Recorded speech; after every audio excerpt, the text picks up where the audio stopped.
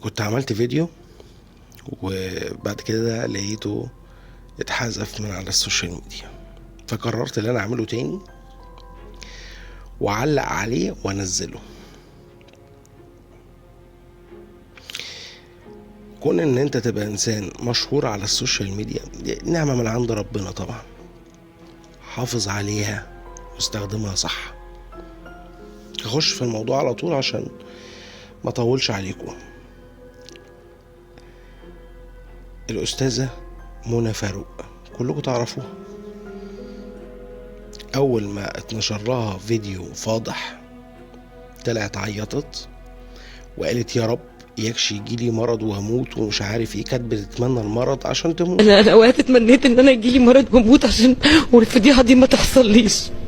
محدش بيتمنى يتفضح. طيب تمام، كلنا تعاطفنا معاكي وكلنا ساندناكي والقصة انتهت وخلصت. تقوم بعدها بفترة تخرج علينا بفيديو تاني تقول للناس غير اللي بالي بالكم انتوا ما تعرفوش عني غير الموضوع ده، حرقاهم وقمر وانا بضحك كده كيداكوا يا صفر. وبعدها طلعت تاني قامت قايلة انا كنت متعصبة.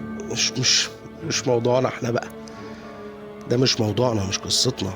انتي اذا بليتم فاستهتروا خلاص. يعني انتي اول مرة الناس تعاطفت معاكي وخلصنا، تاني مرة يعني وطالعة بعدها تقولي انتوا هتموتوني انتوا مش عارف ايه، وانتي برضه بتعيط الدمعتين.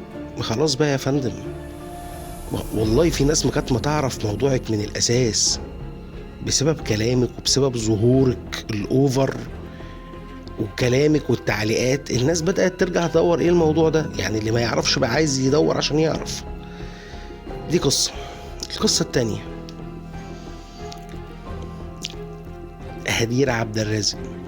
لو انا بدور على اللي انا بركب ترند وبعمل الفيديو ده عشان الترند، كنت في الاول ركبت الترند ده. في الاول نزلت بوست وشلت الوش وقلت كلمتين ويا جماعة رصيد الستر ومش عارف ايه، والقصة خلصت وانتهينا على كده. بعد الفيديو بتاع هدير فتطلع برضو تعيط انتوا هتشوفوني تاني على السوشيال ميديا، انا طلعت طلعت خلاص بجد كفايه فضايح عشان خاطر ربنا. وكده انا مش هعرف حتى اطلع ان انا اقدر اظهر تاني. تطلع بعدها، هي دي النقطة اللي يعني الفيديو ده أنا بعمله بسبب النقطة دي، البجاحة. تطلع بعدها ومش في السوشيال ميديا، ده على التلفزيون. تطلع تقوم قايله لك ايه بقى انا مش عارف، انا بعد الفيديو جالي عرسان كتير. ان انا بعد الفيديو اقسم بالله كم العرسان اللي تقدموا لي مستويات مختلفة وناس انا اصلا ده بجد. طب ايه تفسيرك؟ ما مش فاهمة ده، انا حاسة ان احنا مش فاهمة انا ايه ده. طب انت عايز تجوزني ازاي بعد الفيديو جالك عرسان كتير؟ ده انتي بجحة بقى. طبعا مش هعلق على الكلام اللي انت قلتيه اللي ما ينفعش اعلق، بس هي الناس اكيد عارفه يعني.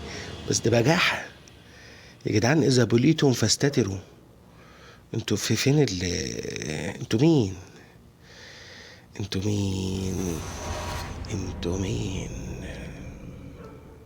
إنما الأمم الأخلاق ما بقيت، فإنهم ذهبت أخلاقهم ذهبوا.